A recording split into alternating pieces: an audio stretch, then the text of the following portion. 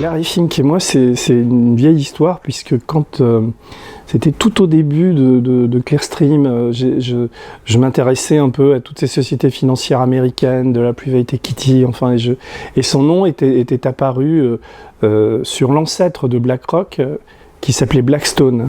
Et donc, quand je me suis retrouvé ensuite... toutes les histoires qu'il y avait avec Clearstream, j'ai commencé à faire des toiles et à travailler sur des schémas, des grands schémas, et puis parce que journalistiquement, j'avais rien à dire dans cette période-là de ma vie, c'était les années 2008, 2010 on va dire, et je faisais des schémas, et le nom de Larry Fink revenait souvent parce qu'il était dans toutes les constructions de liens avec des tas de sociétés américaines, avec des banques, il était entre Merrill Lynch, Vanguard et tout ça, et il y avait le nom de Larry qui revenait tout le temps, quoi. Et donc des années plus tard, quand c'est pas vieux, c'est l'année dernière, quand je suis chez moi et je regarde un documentaire sur Arte et je le vois revenir tel le fantôme, sauf que là il était le patron de BlackRock, on va dire la boîte la plus puissante financièrement du monde, quoi. Et personne ne mesure l'influence que BlackRock a sur nos vies, et donc l'influence que son PDG, Larry Fink, a sur nos vies. Et Larry Fink, aujourd'hui, à mes yeux, c'est l'homme le plus puissant du monde. Il est plus puissant que Poutine, il est plus puissant que des tas de banquiers. Si la puissance, c'est l'influence qu'on a sur le monde, quoi. Et lui, il est patron de cette boîte, donc, qui s'appelle BlackRock, le Rocher Noir. Et le film que j'avais vu sur Arte était un bon documentaire, parce que ça a révélé des choses que moi, je ne connaissais pas. Et donc voilà, c'est comme ça, quand j'ai vu réapparaître Larry, je me suis dit, j'ai pas pensé à un livre tout de suite, quoi, mais les souvenirs me sont revenus. Et puis après, donc j'appelle mon copain Florent Massot, éditeur, et je dis à Florent, il faut vraiment faire un truc sur Larry Fink, d'autant, et c'est là où ça devient intéressant pour nous Français, qu'il était tout le temps fourré à l'Élysée. Enfin, je dis ça, j'exagère, mais une des révélations de mon livre, c'est les visites que Larry Fink a menées en France, dans son avion privé, depuis l'élection de Macron. Donc on a retrouvé les enregistrements de son Gulfstream, l'avion qu'il a, l'avion personnel, enfin il en a 3 d'ailleurs, mais bon, et comme ça on sait les fois et les dates où il est venu en France. Et certaines dates ne sont pas du tout sur les agendas de l'Élysée, mais il était effectivement présent. Donc on peut se demander pourquoi Larry Fink est si présent en France. Et là je rejoins des informations qui ont été publiées par des journaux comme Marianne ou comme Les Jours. C'est que Larry est là pour conseiller Emmanuel Macron. D'ailleurs, Emmanuel Macron ne s'en cache pas. Et donc, l'intérêt d'un type comme Larry Fink, c'est de trouver des marchés financiers, puisque sa boîte BlackRock, qui pèse 31 000 milliards, chaque fois que je le dis, de dollars, c'est-à-dire l'argent qui passe à travers le système que Larry Fink a mis en place, qui s'appelle Aladdin, qui est une intelligence artificielle, ça pèse plus lourd que tous les États, que de nombreux États. Et surtout, récemment, avec la crise du Covid, c'est BlackRock qui sauve l'économie américaine, par exemple. Et tout ça, ça n'arrive jamais auprès du grand public. Et donc moi, j'ai essayé de construire un livre. D'abord, le livre est né d'une impulsion.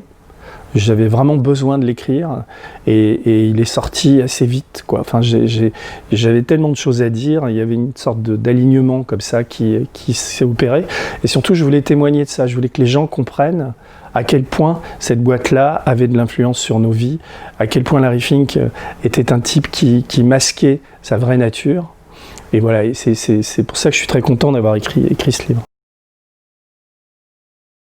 Larry Fink, quand tu lis des papiers sur lui dans la presse éco ou les rares fois où il intervient, c'est un type plutôt discret qui est présent dans la presse économique, de plus en plus d'ailleurs, parce qu'il a des marchés à gagner, surtout en Europe. C'est quelqu'un qui passe pour un bon père de famille. Chaque fois, tu lis dans les papiers les mêmes fadaises, du genre, il arrive au bureau à 6h, il repart à 18h, sa femme lui fait des pancakes, il regarde des films, des westerns à la télé, enfin voilà, cette imagerie comme ça. Alors qu'au départ, quand tu retraces la vie de Larry Fink, c'est un tueur, quoi. C'est un type qui est grossier, qui parle comme un charretier. Enfin, il y a un papier de lui dans Vanity Fair des débuts des années 90 qui est tueur, quoi. Il a la plus grosse paire de burnes de tout Wall Street, quoi. Et le mec, il se comporte comme un mafieux, quoi, avec les gens, etc. Et c'est un type qui gagne beaucoup d'argent, quoi, qui aurait pu inspirer le personnage de Gordon Gekko dans Wall Street, enfin, tu vois, ce genre de personnage.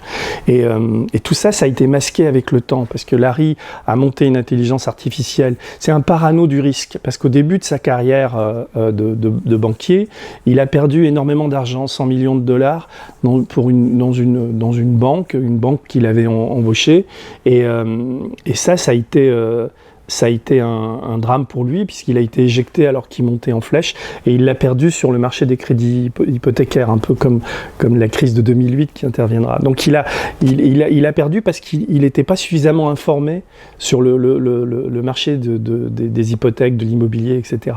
Donc il a, dès le départ, et ça c'est un type qui est quand même assez génial, dans certaines de ses inspirations, on va dire. La première inspiration qu'il a eue, c'est de fabriquer une intelligence artificielle qui s'appelle donc Aladdin. Et il a sur le fleuve colombien, dans une ville qui s'appelle Huachibi, enfin, elle est dans mon bouquin, il a un grand hangar avec des ordinateurs qui moulinent en permanence depuis près de 20 ans et qui avec des analystes, et qui récupèrent toutes les informations financières, toutes les informations, on va dire, parce que qu'est-ce qu'une information financière? Je sais pas, quand vous vous intéressez à l'industrie pharmaceutique, si vous avez des morts du cancer dans un hôpital, c'est une information. Si c'est traité avec une certaine forme de chimiothérapie, c'est une information qui peut intéresser des types qui veulent investir dans l'industrie pharmaceutique, par exemple. Et Aladdin et la boîte de Larry Fink, BlackRock, est aujourd'hui une sorte de prestataire de services planétaire qui donne des conseils à des banques centrales, à la BCE, à des boîtes comme Apple. Enfin, tout le monde fait appel à Aladdin et à Larry Fink. Donc une des révélations du livre et de cette enquête, c'est que le type, il donne à la fois des conseils, mais également il investit. Et là, il y a un problème de conflit d'intérêts entre ces deux activités. Je peux vous donner un exemple. C'est par exemple, il a comme client des compagnies aériennes, donc il sait, comme il s'intéresse au marché aérien, que l'une peut être en faillite. Et donc, quand il va conseiller ses clients à investir dans l'aviation, il aurait tendance normalement à dire qu'une des compagnies est en faillite, puisqu'il a accès, lui, à toutes les informations de la planète. C'est l'homme le mieux informé du monde. C'est quelqu'un, grâce à son intelligence, il est en haut d'une pyramide où tout se sait et il sait tout. Et donc lui nous dit, et on est obligé de le croire sur parole, qu'il y a une muraille de Chine entre ses activités d'investisseur et ses activités de conseil, ce que je ne crois pas. C'est-à-dire, je pense que c'est un mensonge, et que quand on discute avec des investisseurs ou des banquiers, on voit bien que c'est un mensonge. Et on voit bien que ça prépare peut-être une catastrophe à venir, quoi. Parce que BlackRock est devenu beaucoup trop important. Ils ont des antennes un petit peu partout, quoi. C'est assez dur à comprendre et à appréhender. Et dans le livre, je donne un exemple qui m'est venu après coup, parce que je dîne chez mon père assez régulièrement. Et donc, pour dîner chez mon père, je prends ma voiture, je vais prendre de l'essence, je paie un péage, je vais chez lui, il me fait des petits pois. Je dis des petits pois parce que Bonduelle appartient en partie à BlackRock. Donc, on regarde la télé, c'est une Samsung, on regarde des matchs de foot sur Canal, etc. Et quand je fais le bilan de la soirée, je vois que tout ce qu'on a fait, BlackRock a un regard là-dessus. Par exemple, BlackRock possède 5% de Vinci. BlackRock possède 6 ou 7% du groupe Total quand tu prends de l'essence. BlackRock est actionnaire de Samsung. BlackRock est actionnaire de Bonduelle, les petits plats. On boit du Bordeaux. BlackRock fait du conseiller d'investissement sur les grands crus bordelais, etc. C'est une boîte qui est omniprésente en France, mais aussi partout dans le monde. D'où son importance et d'où sa richesse. Et donc, ils sont présents aussi dans les conseils d'administration de ces boîtes. Ils ont des représentants. Donc, jusqu'à présent, ils avaient une gestion, on va dire, passive. Ils intervenaient pas trop dans les conseils d'administration. Mais maintenant, ils commencent à intervenir. Ils commencent à labelliser certaines stratégies, certains PDG, etc. Donc, ils peuvent faire la pluie et le beau temps dans des boîtes. Ils peuvent même avoir une influence sur le choix du PDG de Total, par exemple, ou le choix du PDG d'une banque comme BNP Paribas ou la Société Générale, etc.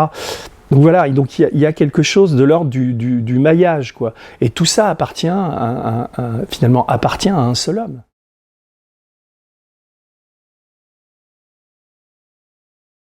BlackRock procède toujours de la même manière quand ils veulent, on va dire, investir ou envahir, entre guillemets, un pays. Ils trouvent le PDG de leur filiale. Là, ils ont choisi Jean-François Cirelli, qui était l'ancien PDG de Gaz de France, qui est un ultra-libéral, qui a travaillé avec Chirac, enfin, etc. Et Cirelli, donc, est devenu PDG de BlackRock. Et c'est grâce à Cirelli, parce qu'il est très proche de Macron et de la République En Marche, que Larry Fink a été, avant les entrepreneurs français invités à l'Élysée. Je crois que Macron est élu en mai, début juin. La date est dans le livre. Larry Fink et Cirelli vont voir Macron, quoi. Macron les reçoit à l'Élysée. Et d'ailleurs, Larry Fink a beaucoup investi, c'est-à-dire que l'argent il possède 5% du CAC 40 en gros. Enfin, je dis 5, c'est peut-être 4%, mais je veux dire, il a plus de 5% de 20 sociétés du CAC 40. Et il a d'autres investissements un peu partout en France. Et depuis que Macron est élu, il a multiplié par 3 ou 4 ses investissements en France. Enfin, faut vérifier les chiffres, mais c'est de cet ordre-là. Et donc, lui, alors il se lâche assez peu, mais quand on fouille sa vie, on voit que c'est un libertarien, c'est-à-dire c'est un type qui fait partie de groupes libertariens aux États-Unis, etc. Donc pour qui l'État ne devrait pas exister en quelque sorte. Le service public, c'est de la merde. Les gens s'épanouissent en travaillant jusqu'à 70 ans. Voilà ce que pense un type comme Larry Fink. Alors quand il vient en France, il le dira jamais. Mais quand on fouille sa vie, on voit que dans des émissions, il dit ça. D'ailleurs, je relève, il y a un moment qui est fabuleux dans le documentaire d'Arte, qui est une émission équivalente de BFM aux États-Unis, BFM Business. Larry est invité en même temps qu'un personnage qui est un milliardaire qui s'appelle Carl Icahn, et ce milliardaire, et c'est celui qui a inspiré d'ailleurs Gordon Gekko dans le film d'Oliver Stone. Ils sont là tous les deux sur un divan, ils discutent, etc. Et à un moment donné, Icahn dit... le journaliste lui demande ce qu'il pense de BlackRock et de Larry Fink. Et le type explique, il prend une métaphore, il dit, vous savez, Larry me fait penser à un conducteur de bus qui descend une pente, il est accompagné de la présidente de la Fed, ils sont tous les deux au volant, et derrière il y a des jeunes qui picolent, des gens, enfin il dit des jeunes, c'est comme un bus discothèque, ça c'est la planète financière. Et Larry est au volant, et il fonce, le truc a pas de frein, sa voisine, la nana de la Fédérale Réserve, commence à flipper, lui dit Larry, freine. Et Larry dit mais non, on avance, on fonce, regarde comme la vie est belle, tout le monde picole, tout le monde chante, etc. Et Icahn dit voilà où si on continue à faire confiance à BlackRock et à Larry Fink, voilà où on est, où sont les banques et les sociétés financières américaines. Qu'est-ce qui va se passer? Le bus va faire une embardée, il va se casser la gueule et il va tomber sur un BlackRock, un rocher noir. Et le type raconte ça, ça dure 3-4 minutes, il faut voir cet extrait, on peut le retrouver sur YouTube. Et là, évidemment, Larry Fink, ça ne tombe pas à ce coup-là, quoi. Donc, il fait un peu la tronche, il lui dit, mais vous pouvez pas dire ça, mais en fait, il est complètement emmerdé parce que le milliardaire a raison, et le milliardaire en a rien à foutre. La différence entre Larry Fink et le milliardaire, c'est que Larry Fink, il est dans le back-office de la finance. C'est grâce à lui que des types comme Icahn se construisent une fortune. Mais Icahn, il est blindé.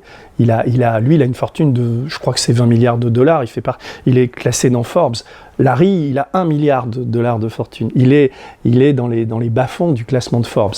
Mais bon, ceci dit, il est très riche. Hein. Il est intéressant parce qu'il est aussi humainement, quand on fouille sa vie, on voit que, à un moment, j'ai une formule, parce qu'il a évidemment sa villa à Aspen dans le Colorado où il va skier avec sa femme et ses enfants, et il a surtout une ferme à 30 bornes à 80 bornes de New York, à North Salem. Il a une grande ferme où il a des vaches, des chevaux, et il a un musée. Il collectionne tout ce qui est ce qu'il appelle l'art américain, l'art profond américain. Il collectionne les girouettes, il collectionne les selles de cheval, il collectionne, j'imagine, des vieux disques américains. Enfin, et donc et puis il est toujours au cul des vaches, quoi. C'est-à-dire qu'il va dans sa ferme. Il y va pas. Évidemment, c'est pas un paysan puisqu'il est tout le temps à Wall Street, mais il est comme ça. Il a un côté paysan quand même, Larry Fink. C'est-à-dire que le paysan. comment dire, c'est être injurieux envers les paysans que de penser ça, mais moi j'en connais des paysans, même qui sont sympas, mais tu sais, ils sont toujours un peu matois, ils te regardent en se disant, toi je te vois venir le Parisien, ils sont assez binaires, quoi. Larry Fink, c'est comme ça, quoi. Lui, ce qui compte, c'est le blé, c'est gagner de l'argent, et il est dans une course folle, c'est ça qui est vrai. Il est dans une course folle parce que s'il s'arrête de gagner de l'argent, BlackRock est devenu une telle mécanique, un tel monstre froid, que ils peuvent plus s'arrêter. Ils sont obligés chaque fois de trouver des nouveaux marchés financiers parce que sinon sinon ils perdent. C'est comment dire, la bourse américaine, la bourse mondiale. Alors les bourses, c'est des casinos géants où il faut miser. Le dernier qui mise emporte la mise. Mais si tu mises pas, si tu restes dans une situation prudente, bah tu coules parce que le monde financier est fait de telle sorte que c'est cette dynamique-là qui régit ces systèmes. Et tout ça, ça a évidemment des effets sur nos vies. À la question que tu posais, on voit très bien que l'intérêt d'un mec comme Larry Fink, et pourquoi il est en France, c'est parce qu'il veut il veut des retraites par capitalisation. Il veut choper le blé des retraites, comme ils ont volé le blé des retraites aux États-Unis au moment de Reagan. C'est-à-dire qu'avant Reagan, les salariés américains, leur retraite, c'était pas la bourse qui décidait du montant des retraites, c'était les entreprises. Et il y a eu un glissement comme ça, où les gens, au début, gagnaient de l'argent. Tous les travailleurs américains prenaient des actions en bourse, quoi. Et de plus en plus, et on se rend compte aujourd'hui que tout ça, parce qu'on a le recul du temps, ça a provoqué énormément de pauvreté, quoi. Alors je donne les chiffres dans mon livre, je l'ai plus en tête, mais on perd énormément parce que la bourse, c'est pas la vie, justement, c'est la mort petit à petit de l'économie. Ça, c'est mon avis. Je suis pas spécialement anticapitaliste, mais je pense que la bourse, surtout la bourse aujourd'hui, la manière dont elle fonctionne, c'est une plaie totale. Et on est toujours à l'aube d'un nouveau crack qui remettra sans doute les pendules à l'heure. Larry Fink n'aura pas de problème quand il y aura un crack. Ceux qui auront des problèmes, c'est les retraités, les épargnants ou les boursicoteurs. Et Larry Fink est obligé aujourd'hui, vu l'importance de sa boîte, de tout le temps investir, de tout le temps gagner de nouveaux marchés et donc de piquer l'argent des retraités français. Aujourd'hui, il a peut-être 1 ou 2%. Il y a des boîtes comme AXA ou d'autres qui ont plus d'argent des retraités, mais on n'est pas encore dans la retraite par capitalisation. Et heureusement, la France, c'est un peu le dernier village d'Astérix mondial, quoi. On a su résister à leur putain de réforme qui était c'est pour ça qu'il y a eu un tel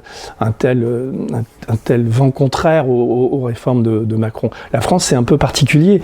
Et si la France cède, parce que là, on voit bien que malgré le Covid et tout ça, ils essaient de faire repasser leurs réformes. Mais si on cède, derrière, c'est toute l'Europe qui va y passer. Et c'est pour ça que Larry Fink est très présent, qu'il envoie Cirelli, qu'il y a des agents à lui qui viennent partout, il a des bureaux à Paris, etc. C'est pour ça d'ailleurs, je leur dédie mon livre, les militants d'Extinction Rebellion, les écolos ont envahi les locaux en février de cette année de BlackRock à Paris.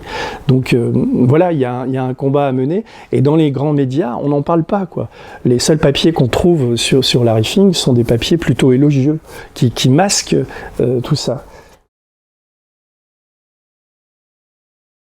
Alors, ce livre, ça fait très longtemps que j'ai pas retrouvé. Tu sais, j'étais très proche de Cavana. J'ai fait un film sur lui. Je l'ai accompagné les dernières années de sa vie. Et dans le film, d'ailleurs, qui s'appelle Jusqu'à l'ultime seconde, j'écrivais, Cavana me disait, tu sais, la nuit, quand je suis sous mon rayon de lumière et que je commence à écrire et que j'attrape le tagada, il n'y a rien qui remplace ça, c'est merveilleux. Et le tagada, c'est quand tu chopes, c'est comme quand tu fais du surf, tu chopes le vent et t'écris, tout arrive naturellement. Moi, ça faisait très longtemps que ça m'était pas arrivé. Et là, ça m'arrive avec Larry et moi. Parce qu'à un moment donné, j'ai été habité par cette histoire. Et le point de départ de cette histoire, c'est une censure. C'est-à-dire que quand je veux faire je conseille à Florent de faire le livre de Heike Buchter, la journaliste allemande, j'écris une longue préface, et la préface est censurée. Alors, auto-censurée par l'éditeur allemand ou l'auteur allemand, ou une influence de BlackRock, j'en sais rien. Moi, je pense pour la seconde solution. C'est-à-dire qu'on a fait comprendre à Buchter qu'un mec comme moi, ça sentait le soufre quand même, et qu'il valait mieux virer la préface. Et donc, ils n'ont eu de cesse que de virer cette préface. Au début, je me suis dit, bon, c'est pas grave, c'est qu'une préface, j'ai été payé pour l'écrire, je passe à autre chose, etc. Mais cette préface, elle m'avait coûté du temps, de la sueur, c'était de l'écriture. Et un matin, je me suis réveillé, je me suis dit, c'est pas possible, quoi, je vais pas laisser passer ça. Et j'ai été habité par une sorte de colère froide, quoi. Et j'ai commencé à écrire, et surtout à travailler. Donc ce livre a été écrit entre le 1er août et le 10 septembre de cette année. J'avais accumulé énormément de documentation, de choses comme ça, mais je n'ai fait qu'écrire pendant 6 semaines, comme habité par une... c'est pas une mission, mais c'est comme un devoir, quoi. Et comme je suis pas un journaliste financier, moi, on dit journaliste d'investigation, d'accord, mais ça c'est à la fois un livre d'investigation, de réflexion, c'est du journalisme un peu à la Gonzo, quoi, du journalisme littéraire. Et ça met en scène cette relation entre Larry Fink et moi, mais moi je peux être toi, enfin c'est tout le monde. J'essaie de faire comprendre à travers ma personne à quel point ce capitalisme à quel point ces libertariens ont pris le pouvoir aux États-Unis et sont en train de le prendre en France, en passant par les petits soldats de la République en marche, qui évidemment ne comprennent rien à tout ça. Enfin, eux sont militants d'une économie libérale, etc. Mais le livre raconte le dessous des cartes et ce que ça cache derrière. Et je trouve qu'il n'y a rien... Enfin, j'écris ce livre parce qu'il n'y en avait pas d'autres, que je trouvais personne... Enfin, voilà, il fallait que moi, je vais toujours où on m'attend pas trop, quoi, et où je vois de l'intérêt. C'était vraiment intéressant. Ça me semble intéressant d'aller explorer ces territoires-là et de livrer ce témoignage-là, quoi. À la fin du livre, alors le livre est une... Après, je rentre dans pourquoi BlackRock est aussi important, pourquoi ils peuvent être à l'origine d'un énorme krach mondial, personne n'en parle.